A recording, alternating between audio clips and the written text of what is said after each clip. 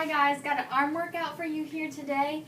I have the reps, well basically it's as many reps as you can do in 50 seconds. So normally I give you 10 seconds rest.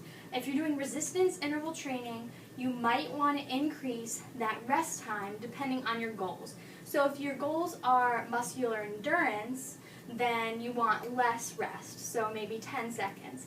If you want to see more strength gains, maybe if you want to see, a little bit more toning, a little bit more muscle, you might want to increase your weight, decrease the amount of work time that you have, and you would want to increase that rest so your muscles have more time to recover before the next round. I kind of chose something in the middle. I have 15 seconds rest and 50 seconds work. So I would still classify this mainly as muscular endurance. I want to try and push myself to total fatigue, because when you are at home, you don't have enough money or the resources to, go be buying every weight dumbbell and be working at, 80% your 1 rep max and all this. So try and go to fatigue. You're going to see the most toning from that. So the first exercise we have is reverse push-ups. Now I promised to keep this workout with as little push-up type things, if you hate push-ups, as possible. So the first exercise is a reverse push-up. So you would need something that you can grab onto. You can use 2 chairs and a broomstick. You can get kind of creative with this one. Use the edge of a table if your table's sturdy, but I have my dip station here. So first exercise, go ahead and grab onto the dip station. Put yourself in this position. If you want to increase the challenge, then extend the legs out. That's a little bit too challenging for me right now, so I'm going to bend the legs. And you want to exhale as you're going up, inhale as you're going down. That's the first exercise. Then we have a clean and press. I'm going to use my sandbag for this, but you could also use a barbell. If you're a beginner, I would recommend the sandbag just because it's a little bit less scary, it's softer. So for the clean, you want to only let the sandbag go down as far as you're comfortable, as far as your flexibility and strength allow. Take it down. That was kind of bad. Press it up and back down.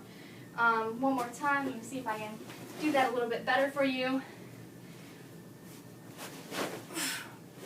Press and down. Again, you want to try and keep that back nice and flat. You don't want to be rounding to bring the weight up. As you're bringing the weight up, you want to keep the weight close to you, and then you kind of want to catch it.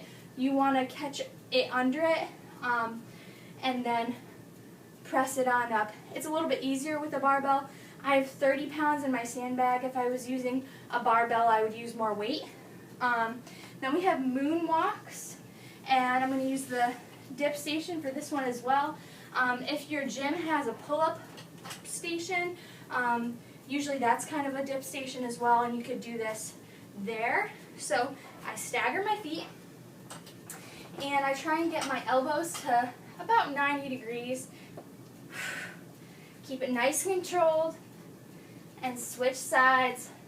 Make sure you're just using your legs to little support, but your arms should be doing most of the work. So that's that one. And finally, the last exercise of this workout is you want to get in a downward facing dog or a pike position to start. You can do your feet a little bit wider.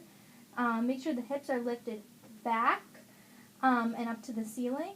Then you bend your elbows like you're doing a pike press. Bring the nose close to the mat and swoop up into kind of an upward facing dog, and bring the nose close to the mat again. Exhale as you press up. Now that's very challenging, so if you can't do that, then you can do the first part of the motion, and you can just lift your hips back. That's one option. Or you can do the first part of the motion, put the knees down, and Bring the nose close to the floor again and take it back. Then you still get the benefits of the flexibility aspect of this exercise. Or the last option is you can just attempt the whole thing from the knees. Bring the nose close to the floor and up. Exhale, press back. So that's the dive bomber push-up and the last exercise. You can find more great workouts like